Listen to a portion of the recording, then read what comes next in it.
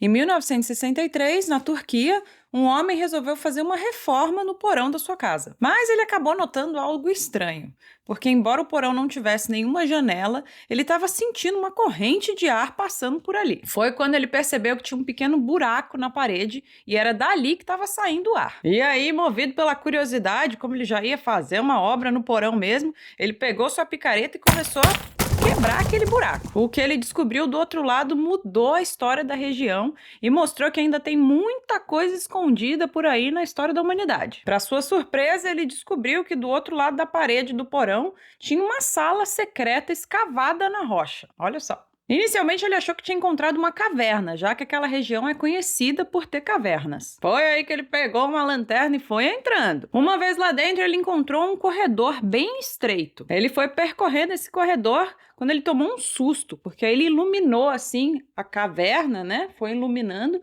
e viu vários símbolos que ele não conhecia, escritos em romano e grego. E embora ele tenha ficado assustado com essa descoberta, a curiosidade falou mais alto e ele continuou explorando aquilo ali. Olha só. O corredor continuava por um bom trecho e eventualmente desembocando em uma grande sala que dava para acomodar dezenas de pessoas. A partir daí ele encontrou um sistema com vários corredores e passagens que desembocavam em outras salas, algumas enormes. Algumas também parecendo áreas de armazenamento que tinham prateleiras, uma parada doida. Ele explorou por 2 horas e aquilo parecia não ter fim. Foi aí que ele acabou pensando, você quer saber? Eu vou voltar porque eu vou me perder aqui, não vou conseguir voltar para minha casa, então deixa eu voltar. Assim que ele chegou em casa, ele resolveu avisar as autoridades sobre o que ele tinha descoberto. E ao contar para os policiais, alguns não levaram muita fé, né? Começaram a dar risada do que ele estava falando, porque eles falaram que parecia que ele estava descrevendo a famosa lenda da cidade perdida de Derinkuyu. Só que mal sabiam eles que essa lenda era a pura verdade. Vem comigo, vamos conhecer a história da maior cidade subterrânea do mundo que foi descoberta sem querer.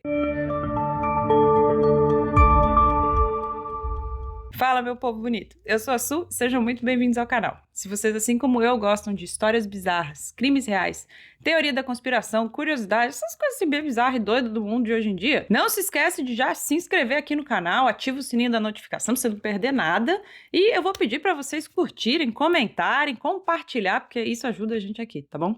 E bora pro vídeo!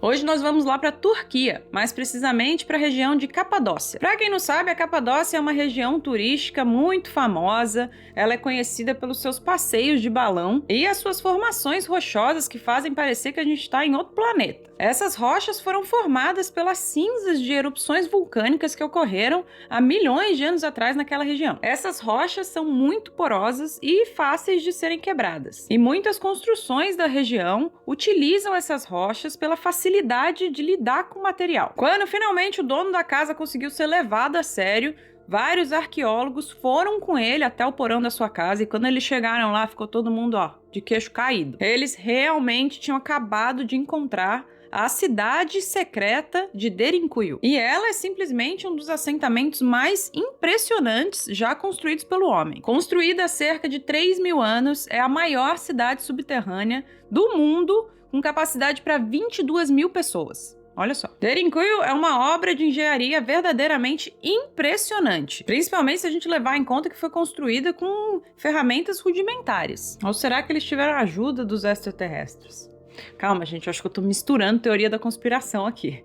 Vamos voltar. Com cerca de 85 metros de profundidade, que é aproximadamente a altura de um prédio de 20 andares. Seus labirintos e corredores se espalham por inúmeros ambientes. A área construída é de 13 quilômetros quadrados, com mais de 50 eixos de ventilação oferecendo ar fresco e um poço central oferecendo suprimento constante de água limpa. Na verdade, as pessoas na superfície já utilizavam esses poços para pegar água, só que eles não faziam ideia que isso tinha sido construído para abastecer a cidade subterrânea que estava bem embaixo do pé deles. A cidade possui centenas de casas, uma escola, áreas de armazenamento de comida, vários espaços para reuniões, uma igreja e instalações completas para produção de vinho e azeite de oliva. Olha só. Nos andares mais profundos tinha até uma área para manter gado e estábulos para os cavalos. Olha só, até prisão tinha lá, gente. Mas a pergunta que fica é, quem construiu essa cidade subterrânea e por quê. Incrivelmente, ninguém sabe ao certo quem construiu essa incrível maravilha da engenharia. Alguns historiadores acreditam que as primeiras cavernas foram escavadas pelos hititas, cujo império abrangia a maior parte da Turquia durante a Idade do Bronze, enquanto outros pensam que a cidade pode ser muito mais antiga e tenha servido de refúgio durante um período de rápida mudança climática há 12 mil anos, conhecido como Younger Dryas. Se isso for verdade, isso a tornaria um dos assentamentos humanos mais antigos já descobertos. Um dos consensos dos historiadores foi que a cidade foi construída para proteção da população. Explorando a cidade, já foram descobertos 60 entradas secretas que dão em vários locais da cidade que fica na superfície, além da entrada principal para o subterrâneo. Todas as entradas são fechadas por pedras pesadíssimas e por isso que ninguém nunca tinha percebido isso. Eles acreditam que esse bando de entrada era para facilitar a fuga da população pro subterrâneo em caso de uma invasão. A maioria das civilizações se protegem contra alguma ameaça de invasão construindo fortalezas, tipo castelos, muralhas, essas coisas assim. Mas a geologia única da Capadócia deu aos locais uma outra opção. Eles não construíram para cima, eles construíram para baixo. Eu vou aproveitar e mandar um beijo pro Wesley de Colatina, o Kaique e o Arnaldo de Sorocaba e o Eiber Okano, lá de Fukuoka, no Japão. Beijo pra vocês! Quando sob ataque, os moradores iam para o subsolo usando uma das muitas portas escondidas. E as portas eram protegidas por pedras circulares maciças que eram roladas para lacrar as entradas. E elas só podiam ser abertas por dentro. Essas portas pesavam mais de 450 quilos e a porta da entrada principal era ainda mais pesada. Pensa. Os túneis de acesso na superfície são muito estreitos, exigindo que as pessoas entrem em uma fila única. Isso, claro, anulava a vantagem numérica que os invasores tinham. Afinal, você pode até ter um exército com 10 mil soldados, mas se eles só conseguem entrar um por um nos corredores, isso torna a cidade mais fácil para defender, né? Em todos os níveis da cidade subterrânea, eles tinham salas com armas para permitir que a população conseguisse se defender. E o sistema de cavernas multinível de Derinkuyu não foi projetado aleatoriamente, não. Foi tudo muito bem pensado. Todos os níveis da cidade são interconectados, mas poderiam ser individualmente isolados uns dos outros, impedindo os inimigos de avançar ou aprisionando eles dentro. Até o abastecimento de água foi projetado assim maravilhosamente. Ele só podia ser controlado de baixo para cima. Então, se alguém conseguisse invadir os níveis superiores, eles conseguiam selar os poços e a água no nível de cima ia ser cortada. E esse sistema ajudava a prevenir a contaminação da água. Toda essa arquitetura planejada fazia com que a cidade fosse praticamente impenetrável. E como seus habitantes poderiam permanecer no subsolo por meses, sem ir até a superfície, vivendo de enormes reservas de comida e da água ali do poço, os invasores acabavam, picando mula, ia embora, todo mundo. Mas por que essa região sofria tantos ataques a ponto deles construírem esse esconderijo subterrâneo? Como eu falei antes, os historiadores acreditam que quem construiu a cidade de Derinkuyu foram os hititas, há 3 a 4 mil anos atrás. Artefatos hititas foram encontrados lá embaixo, o que comprova essa teoria. Os hititas controlavam uma grande parte da Ásia e a Capadócia e Derinkuyu estavam bem no meio do território hitita. E essa região da Turquia era um grande corredor. E essa região da Turquia era um grande corredor. Eu ia falar corretor de novo, gente. E essa região da Turquia era um grande corredor de comércio. E no mundo antigo, quem controlasse as rotas comerciais poderia impor sua vontade sobre toda a região. Vai ver. Por isso, a região estava em constante ataque de vários outros reinos, tentando controlar o comércio local. Independente de quem é que tenha iniciado essa construção, eles acreditam que a maior parte do trabalho foi feita pelos frígios, que habitaram a Turquia moderna após os hititas nos séculos 7 e 8 a.C.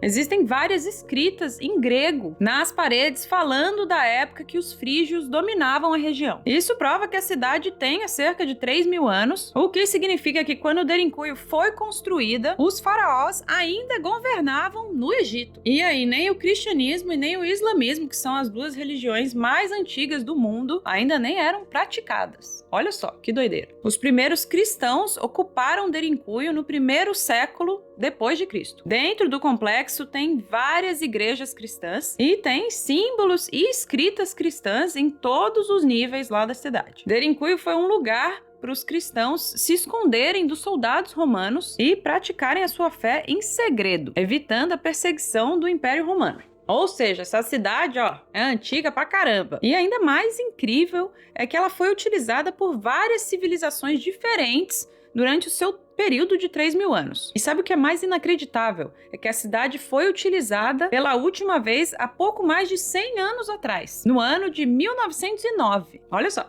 Mas se a cidade foi utilizada no começo dos anos 1900, como que ela desapareceu para somente ser encontrada cerca de 50 anos depois? No início do século XX, quem controlava a região eram gregos descendentes de colonos que chegaram na área que hoje é a Turquia. E foram eles que usaram Derinkuyu como refúgio lá no ano de 1909, temendo que eles pudessem ser invadidos pelos otomanos, que estavam em uma guerra sangrenta ali na região. Eles se refugiaram sob a terra por vários meses, assim como seus antepassados haviam feito vários séculos antes. E aí que voltamos à minha pergunta anterior. Se Derinkuyu ainda estava sendo usada ativamente tão recentemente quanto 1909, como é possível que ela tenha sido completamente esquecida a ponto de ser redescoberta em 1963? Bom, a resposta é que em 1963, todo mundo que sabia da existência dessa cidade subterrânea tinha ido embora. Após a Primeira Guerra Mundial, em 1918, aconteceu uma verdadeira reorganização dos mapas e territórios da Europa. Muitos impérios foram desmantelados e alguns países foram criados. Nessa nova divisão, os gregos que já estavam colonizando a área não aceitaram a nova divisão de terras e entraram em conflito com os turcos nativos da região, no que ficou conhecida como a Guerra Grego-Turca. Os gregos acabaram se dando mal nessa guerra e quando a poeira baixou, foi feito um acordo ao final da guerra. Nesse acordo, todas as pessoas com descendência grega foram expulsas da Turquia e foram deportados para a Grécia. Ou seja, todo mundo que sabia da existência dessa cidade subterrânea secreta de Derinkuyu, eles foram deportados e nunca mais voltaram. Com certeza, algum desses gregos ainda devem ter contado histórias da cidade secreta subterrânea que eles se escondiam quando eram crianças. Mas eu aposto que a maioria das pessoas pensava que eles estavam a gagar, né? Já tá ficando velho e inventava essas coisas. Afinal, quem acreditaria que existe uma cidade de 20 andares que acomoda 22.000 pessoas debaixo da terra, né, minha gente? Doideira. Curiosamente, Derinkuyu não é a única cidade subterrânea que existe na Capadócia. Hoje em dia já foram descobertas mais de 200 cidades. Pensa. E algumas dessas cidades subterrâneas estão conectadas umas nas outras. Derinkuyu está ligada à cidade subterrânea de Kaymakli por meio de um túnel de 8 quilômetros. Alguns estudiosos até sugeriram que todas as cidades subterrâneas na Capadócia estão conectadas em uma vasta rede que abrange toda a região. Então é isso, pessoal. Essa é uma daquelas histórias curiosas que eu gosto de trazer aqui para o canal, que mostra como a gente ainda não sabe muita coisa da história da humanidade, né? E imagina só, você tá aí sentado em casa e pode ter uma cidade